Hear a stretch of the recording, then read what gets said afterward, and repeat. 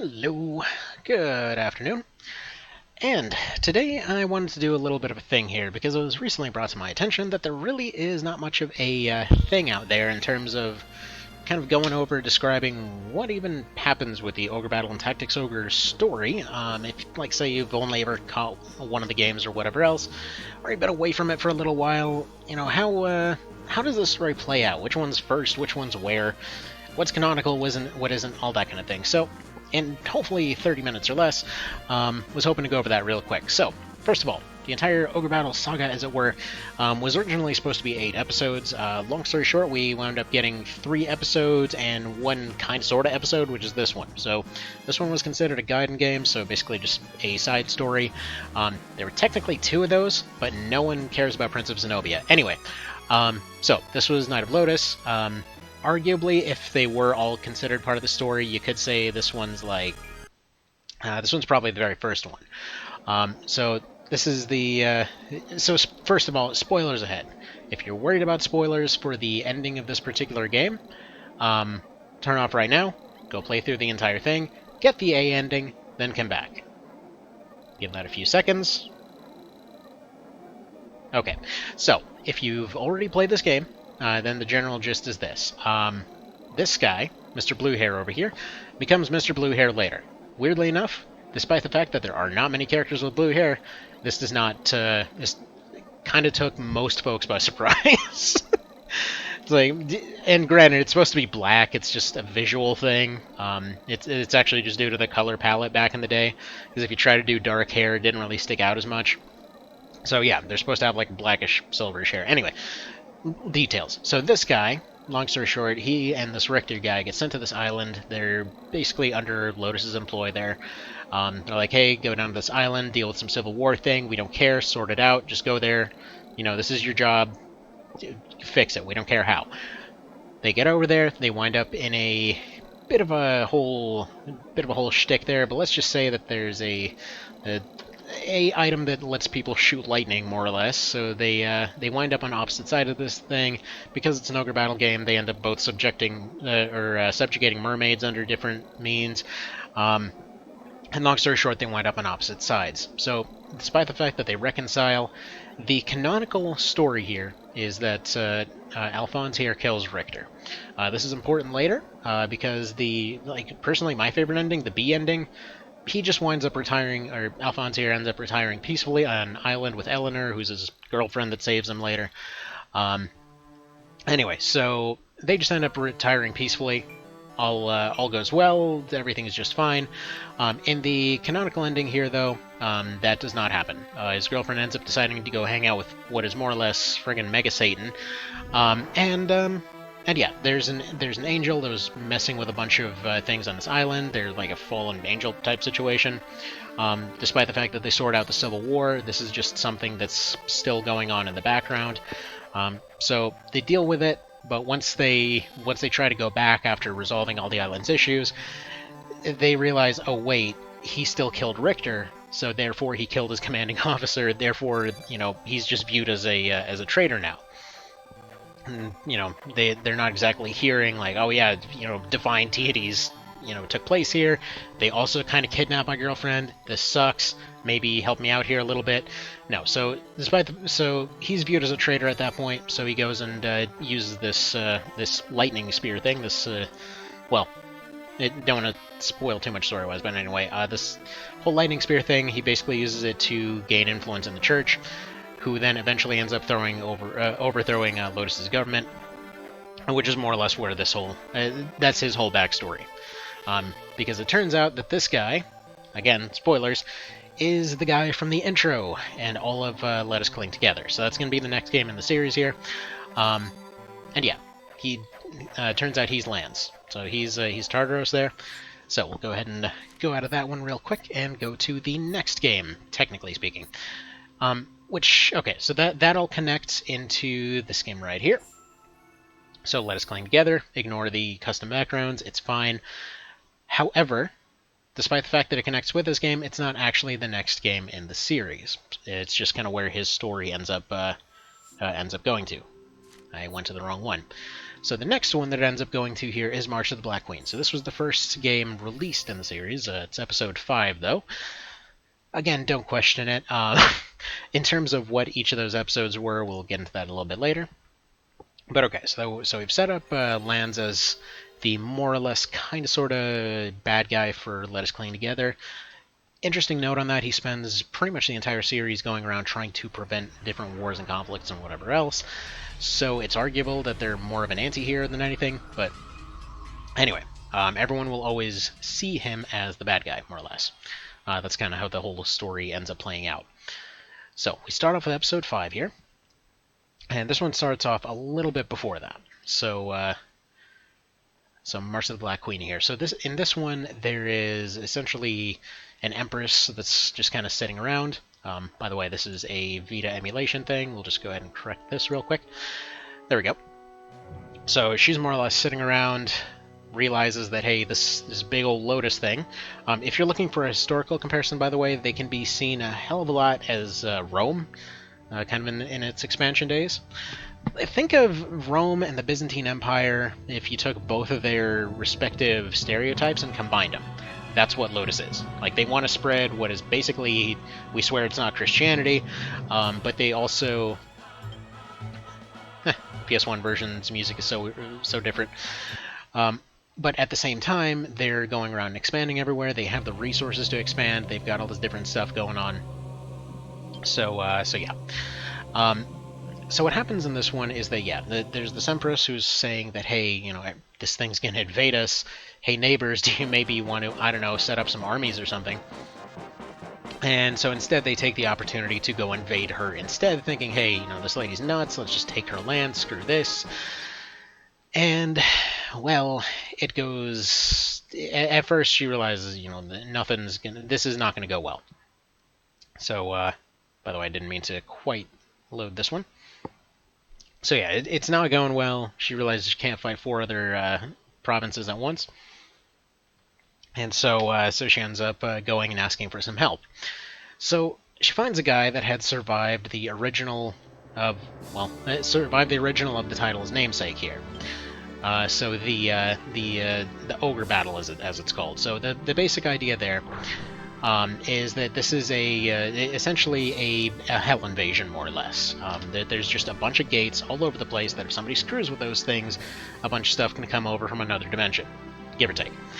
Not all of it's completely evil, but for the most part, they're just going around marauding every time that something comes up.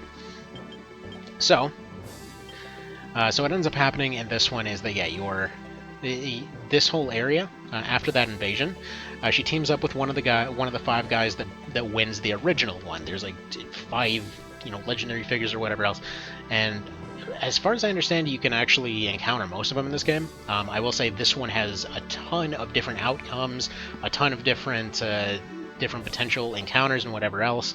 It's probably the most open of the series. It's really hard to accomplish a lot of things because of the absurd amount of oddly specific scenarios that have to be created. Anyway, long story short, that's what this guy's whole deal is. He's for the purposes of the stories, imagine Lord of the Rings, got Sauron, except people view him as a good guy. So she marries that guy. Turns out he's super evil or corrupt or God only knows what. But anyway, corrupts the crap out of this place, right? She ends up liking all the power from it.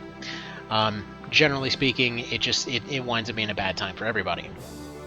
However, then she realizes, okay, I beat my neighbors, you know, managed to survive this whole thing. Let's just keep this guy around. Let's keep all this going. Keep all this, you know, this guy's basically creating people that can endlessly clone themselves. This is pretty strategically useful.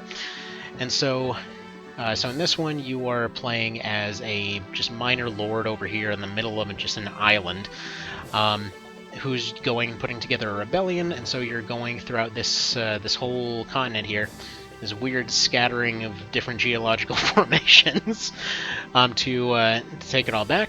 And in terms of weird geological locations, I do mean there's literally like a floating island over here somewhere that's just basically heaven, but not really. You see that a few times in the series, but oh well. And so eventually you end up overthrowing them. Canonically, it's the male character that ends up playing in this. The female character shows up later in the series as a as her own character, but canonically it's the male character. Canonically, it's you get Warren and Lance at the start. They end up recruiting Gilbert, who end up those guys end up saving Saradin later. He's just this random dude who's just a wizard that's a statue. Whatever. It matters for OB64 later. And then yeah. So from there they end up recruiting Tristan and Ronnie, who's the power couple who's going to rule later, as well as a few other characters. Like, depending on who's to be believed exactly, it's a little unclear who exactly survives. Like, most of the weird characters I don't think actually end up making it. Like, for example, you've got a guy that's basically a dragon. Pretty sure that guy doesn't make it. Most of the guys that are knights probably do, because they're kind of just, nameless army grunts. I'm fairly certain canonically Deneb dies in this one, because I think canonically she dies in almost every game, but then just comes back. Yeah, so her whole deal, by the way, if you've seen like the purple witch lady that shows up as a mascot for this game, she's basically just like a body snatcher. just sort of dies and pops back somewhere else. It's fine. Don't worry about it. It's just a thing that happens. But yeah, she's over here someplace, basically ripping random villagers' heads off, and also I don't know why it keeps jumping to the side like that. But yeah, she's over here just basically ripping dudes' heads off. You have the option to recruit her. There is, I kid you not, actually the option for like, oh hey, you were just a boss fight and decapitated a bunch of people. Tell you what, how would you like to, I don't know, receive a bunch of gifts and join us instead? Which causes your reputation to drop like crazy, because suddenly you've, well, to use more modern terminology, you'd basically become a simp for a crazy witch. But, anywho, so that's kind of where all that plays out. So by the end of this whole story, you've overthrown the Black Queen. Rashidi is dead again. It's basically implied that he's died before and they don't know why he's back. There's another guy named Agers who repeatedly copies himself. You run into him all over the dang place, and despite how many times you kill him, he always comes back. However, at the very end of it, you can find a really haggard-looking version of him. Like, all his armor is jacked up and his face is messed up and everything. And it turns out that, yeah, it's taken a little bit out of him every time that he cloned himself. But there's a point at which he's literally leading every single army that the Empress has, that the Black Queen has. She's actually not even the last boss. The Rashidi guy is. But yeah. So that's kind of where that story goes. Most of the first Ogre Battle game is just a series of random events that are just like, hey, that's neat. Story-wise, that's the main crux of it. She gets beaten, Rashidi gets beaten, Zenobia gets put back, Tristan and Ronnie end up as king and queen. Funnily enough, you can become king, or you can become queen, or you can just basically turn the place into a tyrannical dictatorship, or you can just get assassinated. The amount of outcomes is kind of ludicrous.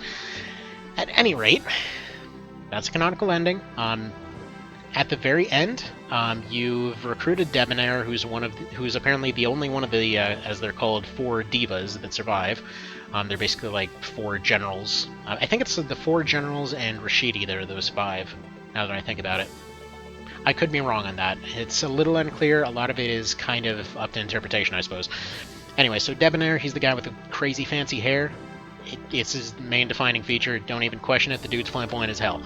Anyway, so get Ultimate Flamboyant Knight. You get Warren, Canopus, Lanz, Saradin, and Gilbert.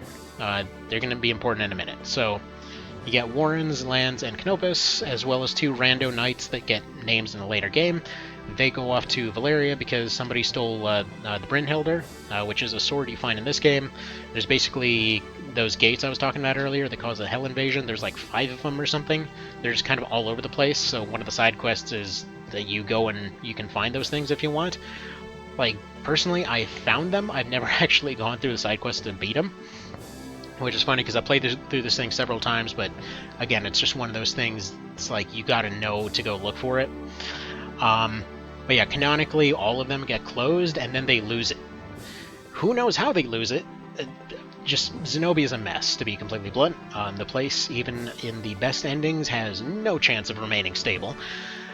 Anyway, so that sets up Let Us Cling Together later. And then the other ones, so Gilbert, which is weird because Canopus and Gilbert are implied to be really good friends, but for some reason they just split up.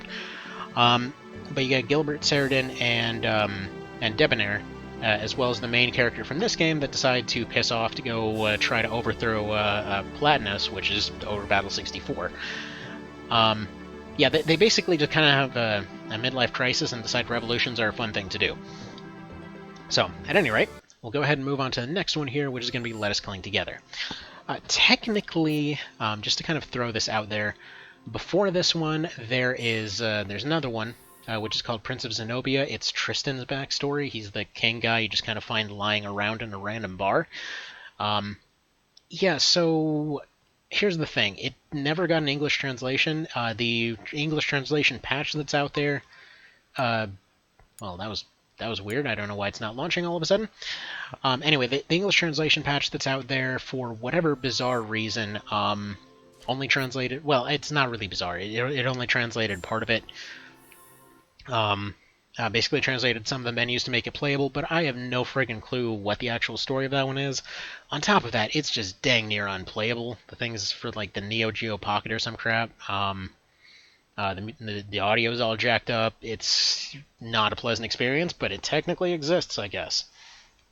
So first portable Ogre game. I'm really not shocked they never bothered porting it, because it is not very good. Anyways, I'm just going to load a random file here. Yeah, this one's fine. So okay, so this gets us over to Lucht. So Let Us Cling Together is... well, it's this old story. So, you start off over here. I guess Zenobia is over down this way somewhere.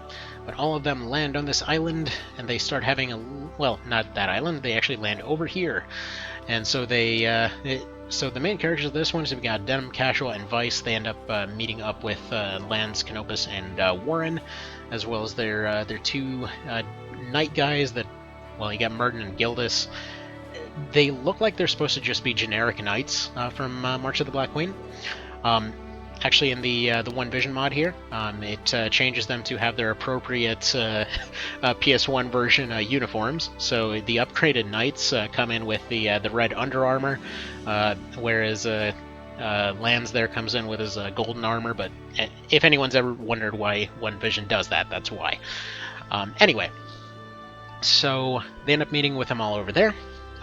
They're kind of shady as hell to start off with, because they won't tell anybody what they're actually there for. They just said they were, you know, suddenly declared heroes of the country and then exiled for no reason. So yeah, totally legit story. So they're here to deal with all of the conflicts going on this island. General gist of it, if you want the best version, just view the PSP version's intro. But general gist of it, you've got these guys over here, they got the money. You got these guys over here, they got the people. So you got Galaxton over here, Backram over here, you got the Wallister over here. Basically the minority, but their king was like the super respected king that died right before this. At least they think he died, he just sort of went poof. So general idea is these guys got the numbers, they get pissed off, basically put a blood war on everybody. These guys got the money, they figure they're going to take over by force, and it's in a whole three-way war. These guys got none of it, so they get crushed real good. Not to mention these guys called in Lotus to come deal with it, because, like, despite the fact that they are constantly invading throughout the entire series, they are also there to put down conflicts.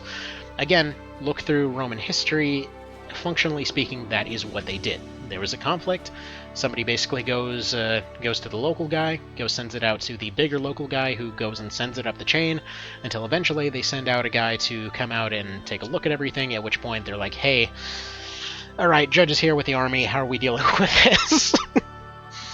So it's a different take on it. They kind of skip a few steps, but generally speaking, that's where you get the protagonist from Knight of Lotus, who shows up here with his whole battalion, all of his knight commanders and everything. So they show up, they go back the guys with the money because they're there for the trade.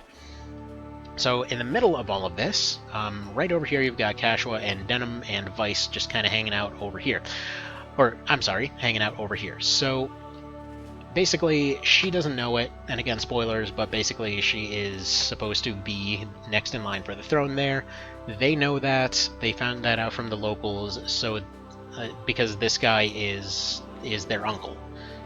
Brandon Morn over here is their uncle. So basically he lets them know, hey, you know, you got your heir over here, maybe go get her. So that's what he does. He comes down here, basically burns the crap out of this town to try and capture them, but they miss them, and they end up causing a whole problem. They never end up getting who they're looking for, so this results in the war continuing on. So Morin's plan over here is more or less, hey, let me just take over all of it then, screw it, the plan didn't work. Instead, he's told to just stop around here, and so it just results in this three-way war, which is where the game starts. So you restart the resistance movement from over here. You get over here, and then it's kind of one of the big turning points of the game, because there's the option for, would you like to do a genocide or not? And, well, canonically, yes, they totally went for the genocide, because the idea is that there's about 5,000 people over here. If they do a false flag operation, hopefully they join, because they're all sick of the endless wars for just forever since their king died. So they, you know, they're hoping that they'll decide to join their war after they initially refuse. They end up, it ends up backfiring. You spend the main bulk of the plot is just spent dealing with the little local conflicts and reclaiming castles and whatever else from various local commanders throughout this whole region, until you get to about Chapter 3, at which point from up north, the Dark Knights end up invading down here, which is a kind of breach of their whole neutrality position that they've been holding up to that point, which is what ends up causing these two to finally go to war. Actually, I forgot to mention this point, these two had agreed to neutrality in about Chapter 1. This continued on in Chapter 2, and then Chapter 2 ends with these guys invading. Turns out it was just one guy who really wanted to go stab somebody. Anyway, ultimately, these guys end up getting their crap together. They end up taking over the north. They end up kicking out the Dark Knights and everything. And you see little background scenes that confirm that, yeah, the Dark Knights were more or less... They were there to try to end the conflict quickly and peacefully. They generally tried to prevent people from expanding anywhere, and tried to set up trade routes. Doesn't end up working out for them. They end up getting kicked out. They end up leaving. If you're playing the PSP version, you can actually go back in time and undo the intro and actually kill him then and there. You know, get his fancy sword and everything, but hey, that's just kind of a what-if scenario. So at the end of this whole thing, canonically, Denim is leaving with the Zenobians to go back to Zenobia and, you know, look at the whole crap show that they've got going on over there. You've got Lance leaving on a ship, presumably to go report how he had a really bad day.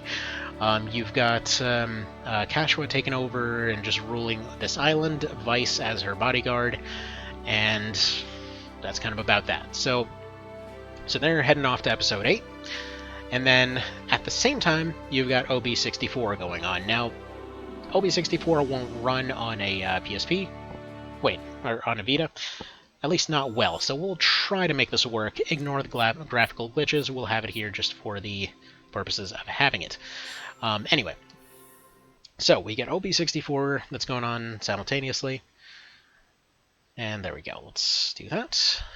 Get that launched. So this one sees many of the stronger characters from March of the Black Queen going to this Palatinus place, because they see that they're also getting kind of... Their government is more or less getting infiltrated. So they see that they're becoming subject to Lotus there. So they're like, hey, maybe we'll just do another little overthrow over here. It'll just be nice and simple, and it's just what we do now. This normally has graphics. Ignore it. It's fine. So you're playing as basically a small regional commander that is a friend of the prince of the area. There's kind of like a whole homoerotic thing going on between those two. It's fine. Anyway, so throughout the story, you keep running into these characters from March of the Black Queen who are getting increasingly disillusioned with their own plot there. But general gist of it is that there's actually no canonical route through this game. Actually, as I understand it, Matsuno was probably kind of salty that so many people mentioned it as their favorite of the series, despite the fact that he wasn't personally involved with this one. But yeah, I can't even get the music to work on it, so we'll just kind of leave that as it is. I believe the canonical route through the story is that the locals end up teaming up with the Zenobians and end up recruiting all of them, and everyone's all well and happy at the end. However, it can just as easily be that you decide to side against them, literally kill all of them, and then just kind of end up becoming dictator of the country and all that kind of thing. Or, the route that I got going through it. You get through the end of the story, you fight off what is basically a massive hell invasion, and then they're like, yeah, okay, thanks, just piss off, bye. And then literally it says they just never heard of you again. So yeah, there's not really anything solidly established canonically for OB64. It's just kind of there for now. But that all goes to Episode 8. So you might be saying, hey, there was no Episode 8 released, and this is true. So here's a couple of little notes on that. First of all, we have the plot notes for Episode 8. Let me just get a quick sip of coffee here. Delicious. Anyway, so we have the general plot notes for Episode 8. General idea is that, yeah, Tristan and Ronnie get assassinated, their kid is basically the Antichrist, and everybody from the other games that end up going to Valeri either ends up killed or captured, and then presumably it involves Lance going back to Lotus, perhaps getting disillusioned with his whole situation there. He basically took over their government by force on behalf of the church, who is then trying to more or less unleash a hell invasion. At least it's so implied, especially in OB64. They literally just release demons everywhere. So after all's said and done, it's unclear exactly how they would have approached it. Matsuno said in several interviews that he'd be interested in doing another one. Many other team members that had done all these games had mentioned wanting to do more. But yeah, my take on it is that it probably would have involved Lance taking over as protagonist again, and probably just taking on teams from the entire series. Presumably, if they decided to do more, canonical stuff with OB64, you probably would have had more characters from that, because Valeria would have been in the most stable political position, but most of the characters probably wouldn't have had much to do. Maybe they would have called in help from there. It's implied that they are perfectly fine, and in the remake endings, it's implied they never get invaded, so they're fine.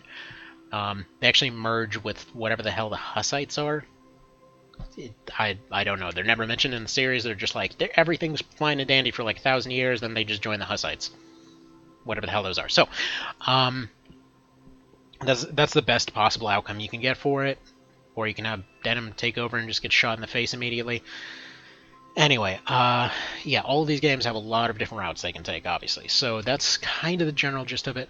But yeah, it seems to be implied that at that point Lance would take over, he'd have all these disparate characters, there'd be a second Ogre Battle situation going on, and it would be him and probably some of the best characters from the series, doing the whole big end-of-the-world fight thing. But I guess we'll never see until it happens. Based off the notes, off of what they were doing for Unsung Story, maybe they were doing something similar to that, where you've got some kind of temporal shenanigans going on. A few other little fun notes here, by the way. So, if you liked FF Tactics, the whole Zodiac Stone thing, that all started in March of the Black Queen. You can actually find them somewhere. I don't remember exactly how it all goes. I think they're just like a random prop item or something like that. But yeah, I believe you can actually find all of them there. There's a few lines of dialogue that reference them. If you look at the stones that are used in OB64, they are just straight up the same thing from FFT, so it's very likely those are the same thing. So yeah, if you're ever wondering, no, there's no part of FF Tactics that was actually original and not from the Ogre series. Literally all of it started there. It's more or less a copy-paste of the Chaos route from Let Us Cling Together. Most of the characters are almost exactly the same thing. I plan to do a video at some point of just here's literally every single skill from FFT and where it is in the remake, as well as every single character, and here's where they are. I've done an article on that before, but I just think it might be a fun thing to cover, because it feels like a lot of folks had looked at FFT and they're like, this the ultimate refinement of everything ever, and it was just like lightning that struck, and it was the perfect thing ever. There's there's a lot to that. Another thing, Vagrant Story. If you didn't know the connections there, both of the final item you get from that story, as well as all of the break arts, as they're called, are in the remake. Just a fun little callback thing there. I don't know how canonical any ties between those two are, but technically that's like an unofficial FFT sequel, so see that as you will. Even though it plays nothing like any of them, it's just a really fun game. I don't know. Okay, so we're actually slightly over 30 minutes. Crap, I tried. Anyway, hopefully this is useful to somebody. If there's any questions, I will gladly clarify those. So, have a good one. Take care.